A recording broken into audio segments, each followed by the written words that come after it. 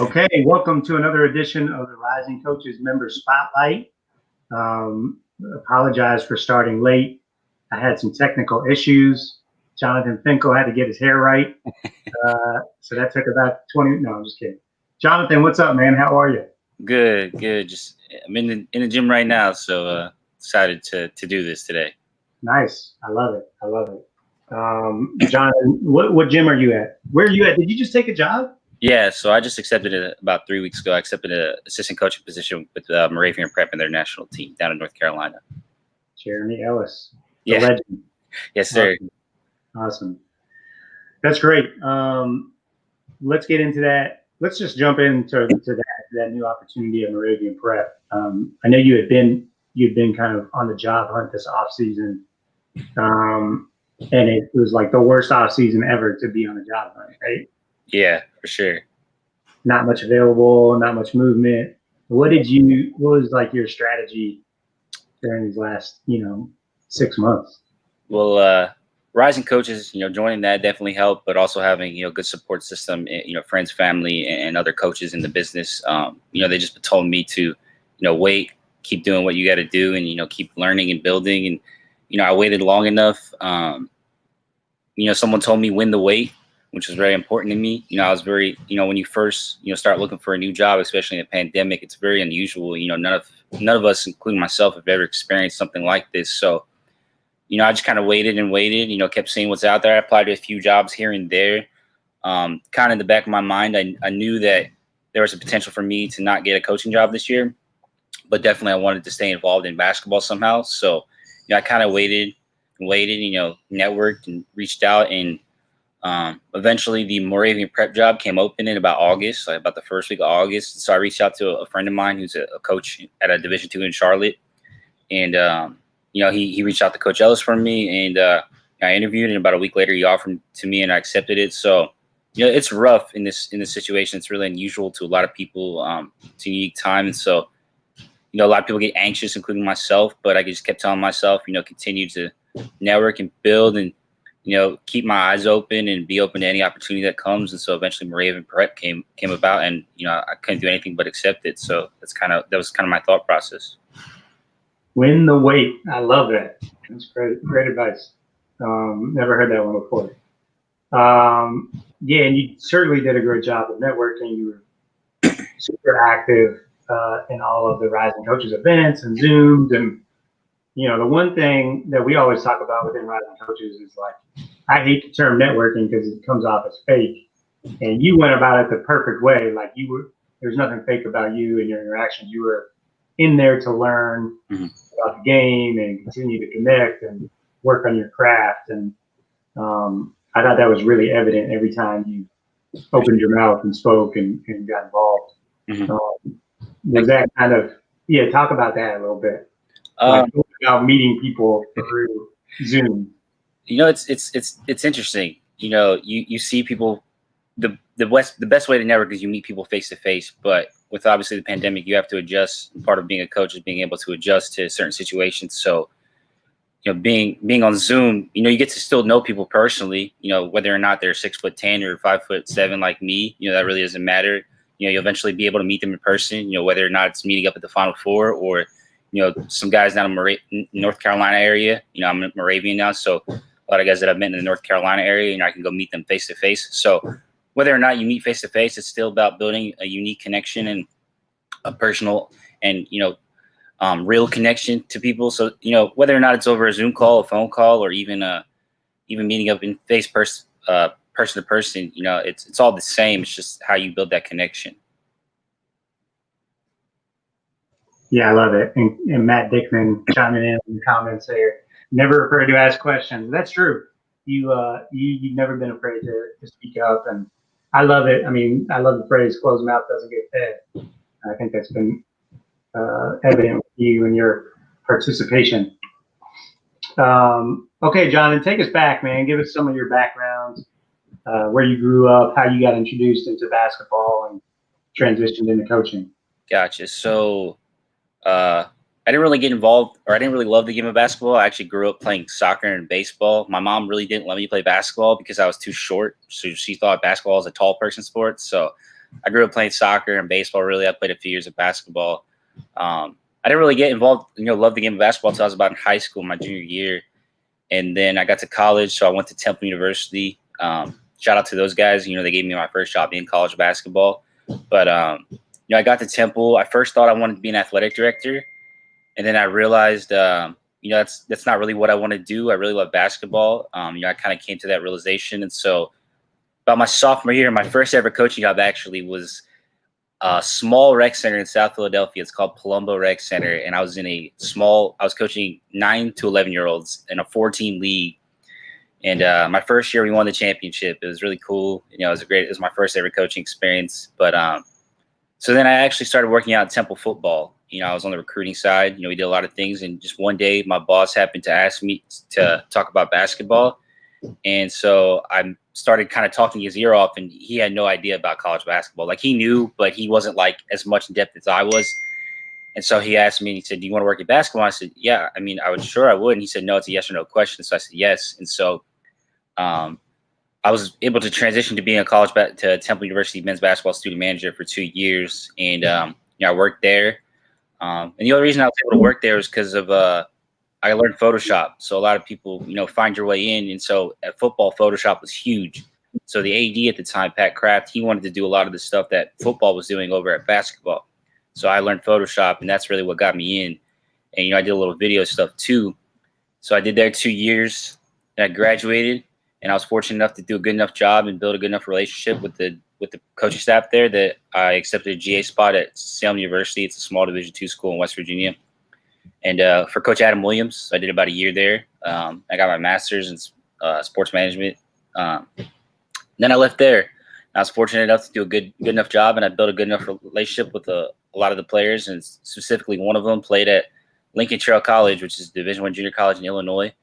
And I saw they had a job opening. I reached out to Coach Williams, and I reached out to one of my players who played at Lincoln Trail. He got me Coach Stuckey's number. We got in touch, and Coach Stucker offered me the job as an assistant, and I did 2 years there. It was awesome. We had 10 kids sign full scholarship, which is the best feeling ever. You feel like all the work you've done for those guys, you set them up for success. And then, quarantine happened. Fortunately, I got let go. And, it sucks when you get let go, but you really got to take a few days to kind of gather yourself. And then about a few months later, I got the job at Moravian. So it all comes full circle as long as you keep your head down, you keep moving, and you understand, what your journey is going to be like, and it's not perfect. And, just treat people right and be respectful. So it's kind of my short little journey. Oh, I forgot to mention, I was an intern at Philadelphia University for a semester under Coach Herb McGee. He's a legend in the Philadelphia area and basketball world. So I did that as well.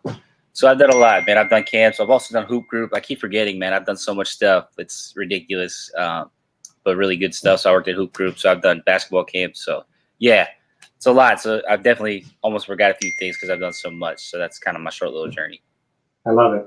Who was on staff at Temple when you were there? So Coach Dunphy was the head coach, and then Aaron McKee, Chris Clark, Sean Trice, and Raheem Mapp. And the video coordinator was Jake Scheckman, which he was one of the main guys that helped me out a lot. And Raheem, I was really close with those two guys. And so, Jake's not involved in basketball anymore, but he definitely helped me out a lot and gave me great advice. And then Raheem, he's still the ops guy at Temple, and he helped me a lot too. Can you, you're blowing up over there now, right? Yeah, it's my players, man. They got a bunch of stuff they want to do, so sorry about that. No, you're all good. Oh, man, I got to turn that off. Jeez Louise. You're a popular guy. Holy crap. All right. No, I was going to ask you. Talk about Coach Dunphy at Temple. Like, he's one of a kind. He's unique. He's had so much success at every level. But he's not like the typical coach, right? Like, no, he's like the mayor, right? Yeah. So, he's a legend in the Philadelphia area. He was at Penn, and he was at Temple, and then he was at, I forget the high school he coached at, but he's a legend in the Philadelphia area. And he's so unique. He's really personable and very well liked, and he's really a teacher of the game and of life. I first met him, and I introduced myself. He asked me a bunch of questions. Where I went to high school, what I want to do, and so I got to know him, a little bit, being the head coach, especially like Coach Duffy. He's so busy with what he has to do, interviews, and he has practice. And, as a head coach, you have so many obligations. And so, he'd always say hi, ask me how I was doing, and anytime I wanted to talk to him and sit down, he would be more than open to doing it. So he gave me a lot of great advice too. And I'm very thankful for him and what I got to learn from him. And, the really great thing that I always liked about Coach Duffy is he always knew he always remembered something about you. Like, I went to a high school, and what makes us unique is we use class numbers. So my class number was 272. I went to Central High School in Philadelphia, and so sorry about that, Coach Dickman. So I went to a school, and about a month later, he's like, "Hey, you went to Central, right? Like 272?" Because the ops guy there, he also went to the same high school as me. So he knows your name, and he remembers who you are, and he's really great about that. He's a really great person. So I'm forever grateful for Coach Duffy and their staff. Can you talk a little bit about like Philadelphia basketball as a whole? You got like LaSalle right there, Temple, Penn's like literally like you can throw a rock from Temple's campus and hit Penn. So, and who am I missing? Villanova. Yeah, you got Villanova, Drexel, LaSalle, Penn, Temple. Yeah. I think. Oh, and St. Joe's. Sorry, St. Joe's. St. Joe's, that's right. Can't say about St. Joe's. So Philadelphia basketball is big time. I grew up with it. I grew up watching Villanova. I grew up watching Temple, LaSalle. I mean, my mom was a physical education teacher, and she grew up loving basketball sports too. So she always watched basketball with me, and it's a storied tradition. So. Aaron McKee's now the head coach at Temple. He played at Simon Gratz High School in Philadelphia. He went to Temple, played there, played in the NBA. Coach Duffy's a Philadelphia guy through and through. It's a storied tradition, and everybody says, and it's funny when you talk to people about Philadelphia basketball and Philadelphia players, it's always those guys are tough and scrappy. I can really attest to that, being in the area, watching dudes play and going to high school games as a coach and recruiting. One thing you always get about Philly kids is they're tough and they play hard, so you never have to worry about that. Yeah, that's awesome. I know everybody feels like their city's the best basketball city in the country, but Philadelphia probably has as good an argument as for sure. And then I never realized you were at Lincoln Trail, Jonathan. Talk about the Illinois JUCO. I think people don't understand. JUCO leagues are very dependent on the region, right? So like everyone knows Florida, Texas, Kansas is like cream of the crop, but people really do sleep on Illinois JUCO. That region is really, really good. Yeah. You got teams like Vincennes, obviously not in Illinois, but you got Vincennes, you got Johnny Logan, Wabash Valley. Yeah, trust me. Yeah, our league, man. Yeah. Talk a little bit about that conference. So yeah, we were in the Region 24 conference, Region 24, but our conference is the Great Rivers Athletic Conference. But Illinois JUCO is definitely very underrated. Everybody sees Florida, Texas, and that Northwest, Wyoming, Idaho area. But really, Illinois JUCO is really tough. We have, like you said, Johnny Logan and Vincennes. Vincennes won the national championship 2 years ago. Well, my first year there. It's really tough. We produce a lot of really good basketball players. Jay Scrub from Johnny Logan, he's going to go to the league, and he's probably going to play there for a while. He's a really good player. Coached against him for 2 years. I mean, we had really good, talented players. We were a top 5 team in the conference. We had a bunch of really talented players. Like I said, we had 10 kids on full scholarships to the next level. We were a top 5 team both years I was there. And so, Illinois JUCO is very tough. It's not for everybody. People think, well, I can't go Division I, I can go junior college. Well, that's not necessarily always the case, because teams like a Johnny Logan or a Lincoln Trail or a Wabash Valley, they have 5 of you got 5 kids that are just as talented as you are, maybe even better. And so it's really your last chance. Junior college is really a last chance for a lot of kids.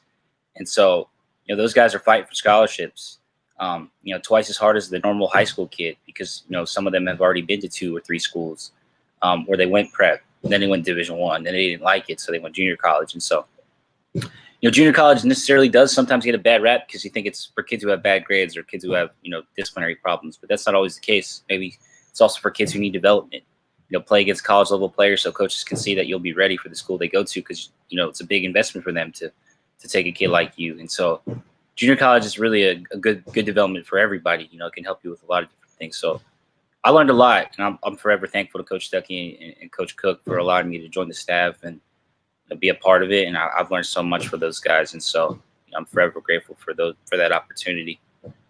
Yeah, and being at the JUCO level, you wear kind of every hat imaginable, and I'm sure now that you're at the prep level, it's probably no different, right? Yeah, it's tenfold at the prep level because I'm monitoring guys' academics. I'm also the workout guy. I'm the trainer. I live in the house with them, so I'm as they say, I'm in the trenches with them.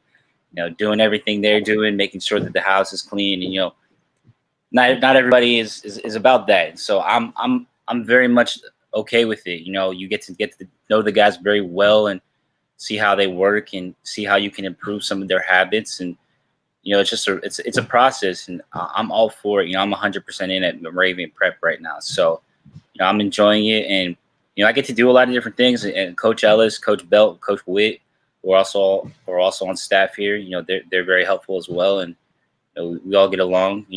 Obviously when the season starts, there might be some bickering here and there, but that's with any staff. And so if you all agree, it's a bad thing if you're on staff that everybody agrees. So disagreements are good in any staff. So yeah, you get to do a lot of different things. Yeah, and there's been a lot of prep schools pop up all the time. There's prep schools that show up out of nowhere, and one of the cool things that Jeremy Ellis has done there at Moravian Prep is he's really built that program, from scratch. And it's probably been around for 15 years now, right? 10, 15 years?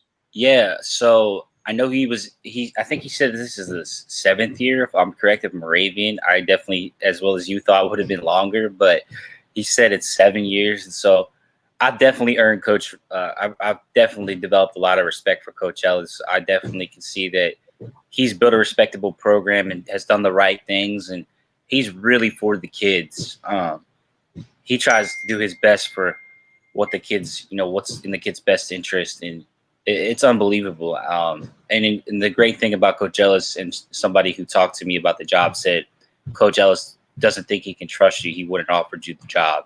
So I really respect Coach Ellis for that. And the kids he's brought in for every team we have here, they've definitely done a good job at recruiting them and getting to know who they are, so that we bring in the right culture kids.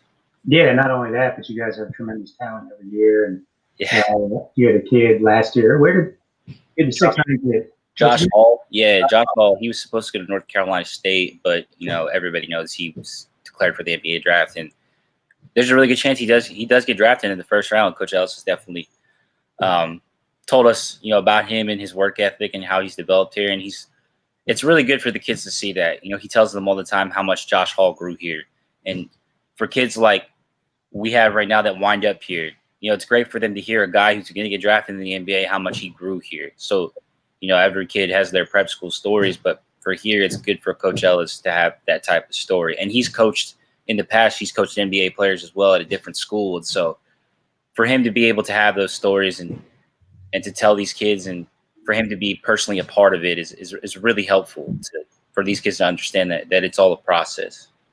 Yeah, for sure. Well, super excited that you landed in a great situation. I have no doubt. Thank you. Give us what's been the biggest takeaway or best advice that you've gotten in this industry? Just be true to yourself and don't let anybody tell you can't.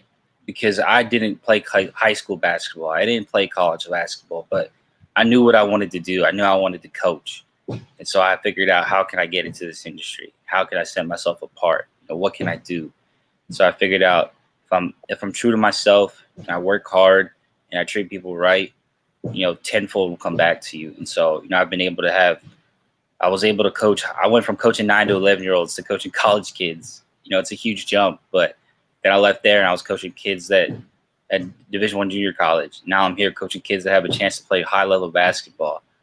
And so if you would have told me 5 years ago or 6 years ago that before I started college that I'm coaching kids that got SEC offers or A-10 offers, kids that got high level basketball, or I'm going to be coaching junior college or Division II, I would have told you you're crazy. I wouldn't believe you. But, if you got a dream, figure out how you can achieve it and work hard, be true to yourself and treat everybody right, and it'll all come back to you. So, that's the best thing I've learned about myself. And like I said before, win the weight. You necessarily don't always have to take the job right away just because it is a job. Figure out what best works best for you, and what will put you in a good situation and in the right place for success. So that's kind of what I've learned throughout the quarantine and just throughout life. Great stuff, Jonathan. Well, thanks again for being on here today. Again, congrats on the new job. Thank you.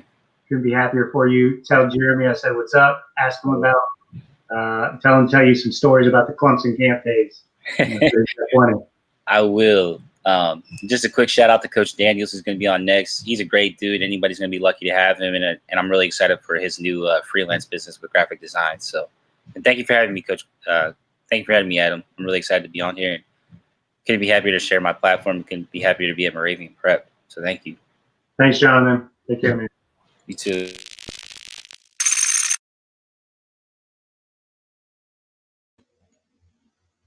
All right. How about that little transition graphic there? Shout out to our producer, Katie. Brandt, how are you, sir? Good, man. I'm getting ready to cash app Jonathan for that introduction. Send him some cool stuff. So, but yeah, I'm doing well. Just trying to stay warm in Wisconsin. It's starting to get cold already, which is a little surprising. Yeah, for sure. It's always cold up there, right? Yeah, I know. It's definitely a different environment than most places in the U.S., I think. So, Brandt, tell us, give us your journey, man. Tell us your background and kind of how you got into basketball. So I grew up in Ohio, really small town. Was fortunate to be on a really good team. My junior year had 9 college players on it. Played in back-to-back state Final Fours. Probably would have won a championship if we didn't have to play O.J. Mayo and Bill Walker. And ended up going to Ashland University, Division II. Knew I wanted to coach leaving high school. I got to play for a really good coach in high school and kind of had conversations with him about what path to take into coaching. And during college, actually, following my sophomore year, I had a conversation with my coach at the time, Roger Lyons, about, what it would look like to switch over to being on staff as a student assistant. So I did that my junior year. Got kind of thrown to the fire, let me get on the road, let me be involved in a lot of different stuff. And Roger retired at the end of that year, and John Ellenwood came in, and I kind of decided I wanted to go back and play my last year of college. So he kind of tasked me with something to do and went and got in the best shape of my life, rejoined the team as a player for my last year of college. And then that next year got a head high school coaching job right outside of Ashland, and did that for 2 years, was a high school intervention specialist and social studies teacher, and just didn't love the classroom side of it. So one of my good friends coaches in the NBA G League in Fort Wayne. I went out to live with him and work in the summer, some of their open tryouts and stuff, and an opportunity at Indiana Tech opened up. So I went to be the GA at Indiana Tech. Steve knew Al really well. And my 7th day there, John, who was the top assistant, took a job at IPFW in Fort Wayne. And so I got bumped up and left the GA spot to be the assistant right away at Indiana Tech.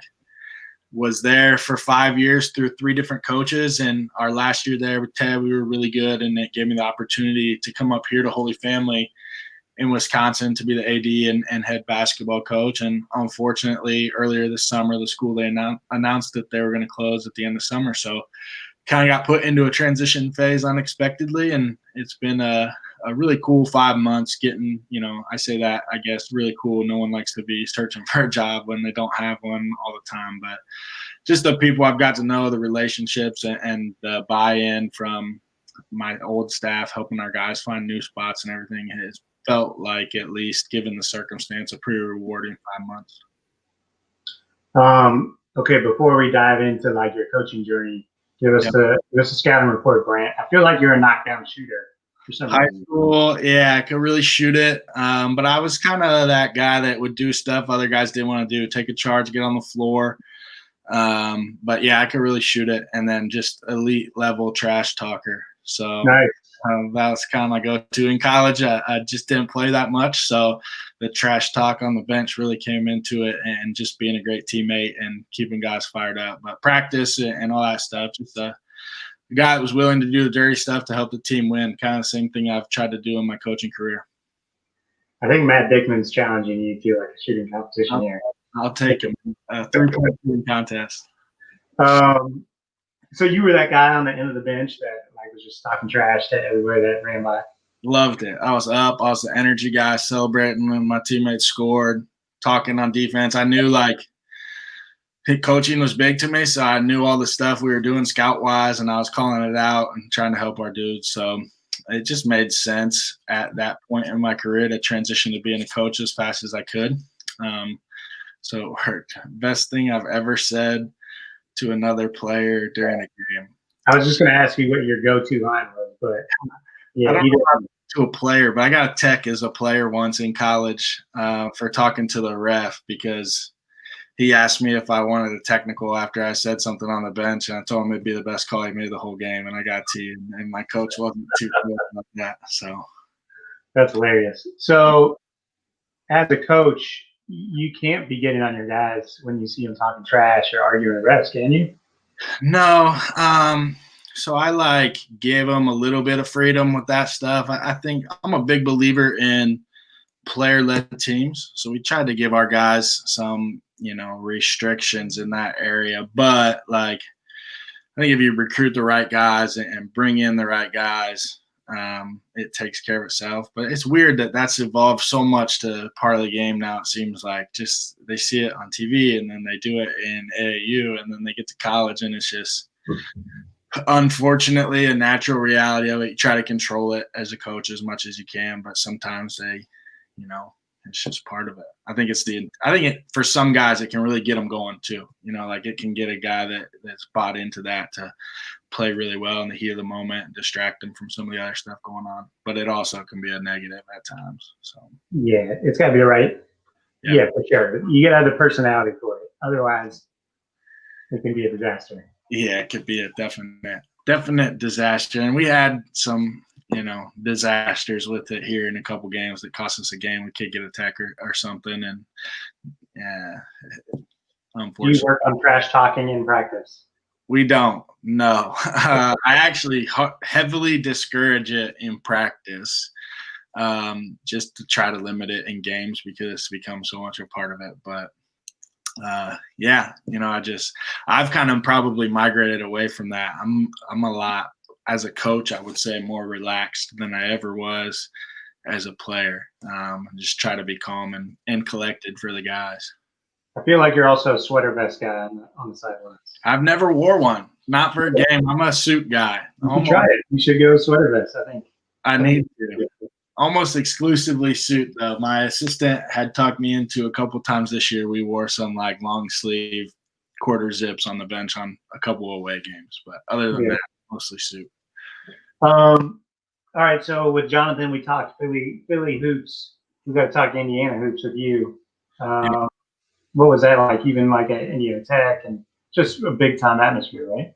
It's crazy. So from Ohio, obviously football is king, and like you got massive high school football stadiums, and the following for football is ridiculous. And Fort Wayne is 25 minutes from the Ohio border, but completely different realm. The high school basketball gyms are crazy. Actually, I think what really makes Indiana high school basketball what it is the high school coaches in Indiana. And that's not to take away certainly from high school coaches anywhere else, but there's some really, really good and talented high school coaches across Indiana. And then the grassroots scene in Indiana is so big compared to other places where there's just so many opportunities for kids in the summer, so many huge complexes like Spiece and Best Choice and places down around Indy that kids can work out year round with personal trainers and do things that take high school basketball to a different level. But Indianapolis City League, Fort Wayne City League, there's just so much talent in those areas down around Jeffersonville too and Southeast Indiana. Like it's almost like, some of those high school teams are high level, at least Division II type rosters when you're getting into like Lawrence Central, Lawrence North, and those places, and they have in a lot of cases high major players on their roster too, but they're really talented high school teams. What do you think prepared you most for getting the head job at Holy Family? I think a couple things. So I worked for Al Grushkin first. Al worked for Nolan Richardson at Arkansas and some other places, Idaho State and everything. And he just taught me the behind the scenes part of the business, everything else that goes into it away from basketball. I think when I got to Indiana Tech from my high school job, I felt like I knew what a head coach was, and it's just such a different environment from high school to college. I had no clue. And so Al taught me all the sides of that. And then actually after my first year there, I got the opportunity to also be the head men's and women's tennis coach, which gave me the opportunity to be bumped up to full time and not knowing anything really about tennis, but you get to manage the program, you get to handle all the recruiting, manage the budget, do everything else that goes into it. So I think those things, and then just small college in general, NAI, D2, JUCO, especially, you get to have your hands on everything. You get to recruit, you get to do travel, meals, budgets, camps, and from everything. So Indiana Tech was great. The people there are awesome. And all three guys I worked for there, Al, John, and Ted, they're also different, but, they really didn't put any reins on me at all. They let me just put my nose down and go to work, and was able to learn a lot from them. So I took a lot from each of them and kind of molded it into my own style, I think. This is off the topic of basketball, but like I always thought it'd be interesting to coaches like a completely different sport. Yeah. Not knowing anything about it. So like, what was the biggest, like, how do you like even coach kids when you don't know about the sport? So I think it's like basketball, right? You win with dudes. So like, and you got to have good players. So what I did first was I met with the guys and I talked to the best player on the team. His name was Joaquin Ferrando, one of the best NAI tennis players at the time, just happened to be on our roster. So he was a senior my first year. The first thing I did was hire him as my assistant right when he finished. So that helped. I hired another guy in town that really knew tennis as a part-time guy and let them run all the practice stuff. And I spent a lot of time on recruiting. We recruited internationally, almost exclusive. Had kids from Portugal, Africa, South America, Brazil, everywhere you could think of to fill our roster out. And how did you evaluate them? Like, did you just go off numbers or?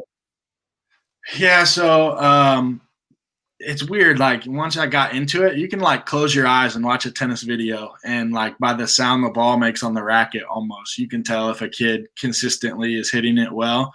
But then you watch, and there's a lot of really good tennis recruiting services out there. They're almost at times better than some of the basketball recruiting services in terms of like how much they break down the stuff, like serve speed and sideline to sideline, like that type of stuff. So that made it easier. And then really like I'd turn it over to Joaquin at times and be like, hey man, is this guy or girl good enough to play for us? And where do you think they could fit in? And then we'd come up with a dollar amount scholarship wise to offer them. And Indiana Tech is one of the best funded, I think, NAI programs in the country in terms of all their sports. So that part, the financial aspect, made it easier to get international kids, especially to bring them in and do some cool things. But I think we got up to like number 24 in the country at one point, and Brock has since taken it over, and they're much better now with a guy that really knows tennis. But that was one of the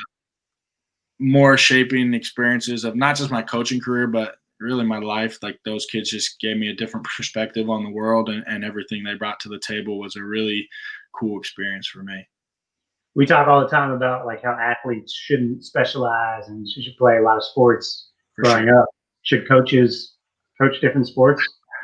Man, I think like you can learn so much. I actually learned, like I think I became a better coach from coaching the women's tennis team.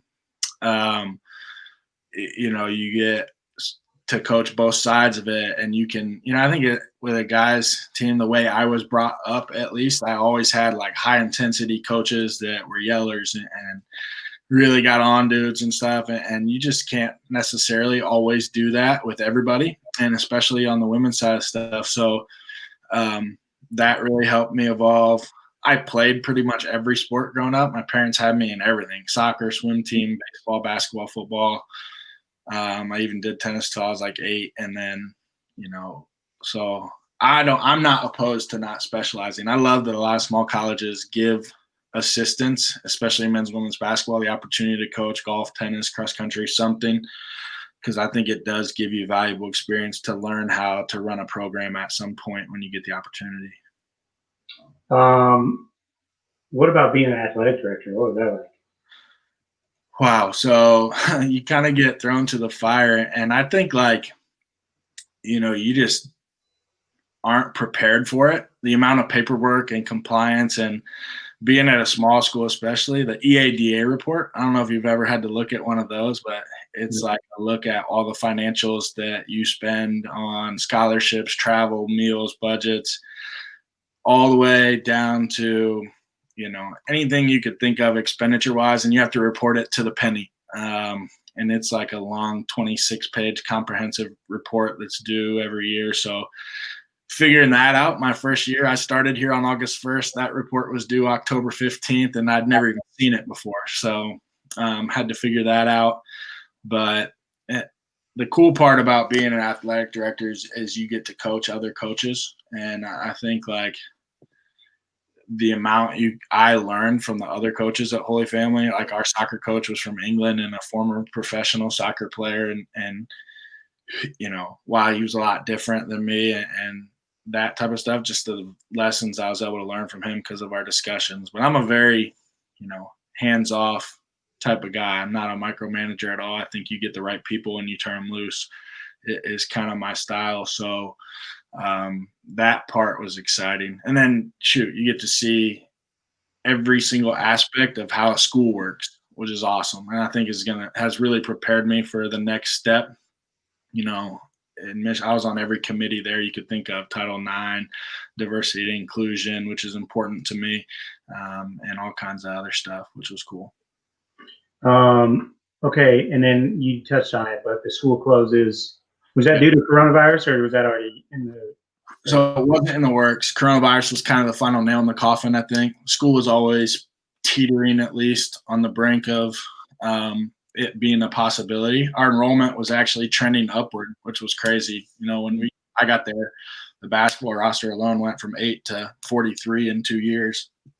And we had hired some other coaches and added sports, which was helping with enrollment, but had to issue refunds for second semester, room and board and stuff, which is where they made most of their money. And then just with all the uncertainty for the fall, I think it was just the right decision to be made for the sponsoring partner. The school was sponsored by the Franciscan Sisters, a Christian charity who are associated with the Catholic Church. And so for them and the expenditures that they'd been given to the school to kind of bail them out in years prior, it just made the most sense to shut it down. For sure. So talk about that experience. Obviously, like, the first thing you did was try to find your players' homes. But what about, like, the job hunt for you and what you've done these last 6 months? Yeah, so obviously you want to get your guys a spot. The email went out Monday of finals week, and you got a bunch of devastated 18 to 22-year-olds calling you like, Coach, what's going to happen? So my assistant and them are my first priority. We got my assistant hooked up with a JUCO in Milwaukee at Brandt and Stratton, who's really good, and found all of our guys spots that wanted to keep playing basketball-wise, luckily. So that was priority one. Job hunt, I think the most important thing I tried to do is diversify myself as much as possible. So I've been pretty talented, at least in my opinion, at Photoshop for a while. I taught myself it on YouTube while I was at Indiana Tech. But I just started doing a lot more stuff with it. I had more time. I wasn't sitting in the office all day managing a basketball program. So I started to do some stuff with that. Have found a way to streamline some income from that here over the last couple months. But then I'd been on Rising Coaches since December, but just all the content that they had been putting out, I knew, like, shoot, if I'm going to get an opportunity to do this again, and it's the only thing I've ever wanted to do, I'm going to make sure I'm a better coach coming out of this than I was going into it. So I've really bought into all the stuff and getting to meet people. And I'm not a networker, I don't think. Like, I don't love the, hitting somebody up and asking them for help. And I think, like, my favorite part of Rising Coaches is the dudes that I've met, we rarely talk basketball. We're doing other stuff, or we're in a group chat chopping it up about NBA games that are going on and all of that stuff. So I'm just a people person, and Rising Coaches has been the platform to be able to let me continue to be a people person in the basketball world. Yeah, well, and we certainly appreciate your willingness to be involved and active in the community. You made huge contributions, man, and just really enjoy having got to know you and Jonathan over the last several months. That's awesome. And you finally started producing some content too. Talk a little bit about that. Yeah, so Brandon had posted a thread, and I posted something about I thought it'd be cool to see what the first 30 days look like on a job, because I think it's different, not just per level, but per position in a program, and what it looks like as a head coach and an assistant and everything. So started reaching out to some people I know to put that together, and have had 3 episodes, and some of the travel and interview stuff I've had going on in the background lately. I haven't had a show now for 2 weeks, but looking to bring that back potentially next Tuesday for episode 4 with a cool guest, and just keep growing. And I think being able to show people like how important that early stage on the job is. It's like a job interview, right? You want your first impression in the interview to be great. Well, once you land the job, that first impression, once you get to campus, I think is equally as important to your long-term success and longevity in the position. So just wanted to be able to give people an insight into that. Great job. Great stuff, man. Well, I appreciate you being on here today on the Member Spotlight. For sure. Looking forward to see where you land. Somebody tells me we'll know sooner rather than later. Yeah. And again, thank you. Thank you to Jonathan. Let's bring Jonathan back in here. Hey, Jonathan, there he is. Good job, guys. Well done. Thank you, Jonathan. Great job, man. I was going to ask you a question. What's been for you the biggest difference between being at the really good JUCO you were at and going into Moravian Prep? Well, the biggest difference is more of like the infrastructure. So like at junior college, you have the advisors, you have the president of the school, you have the cafeteria and stuff like that. For here, I'm a lot of those people all in one. So I'm the academic guy. I'm in the house with them, teaching them how to cook. Because a lot of them don't know. The first 18 years of your life, you live at home. So I've had to teach those guys how to cook, how to get a good routine. And it's similar at junior college too, but some of those guys have already been to college, so they know the route a little bit. But with these guys, sometimes it's their first chance of being away from home. So I'm only 25, but I feel like I'm 40. Being those guys' second dad. So it's a lot different. And the kids have more more time on their hands. So you have to teach them how to use it properly. So it's different in the sense of more free time, but I'm also more hats at this level. So love it. Awesome. Great job, guys. I just ducked out and let you guys do it from the beginning. Appreciate it. Well, again, great work, everybody. And Brandt, Jonathan, appreciate you guys being on here, and looking forward to seeing more great things from both of you guys. Appreciate it, Coach. Thanks, guys. Thank you. Yeah.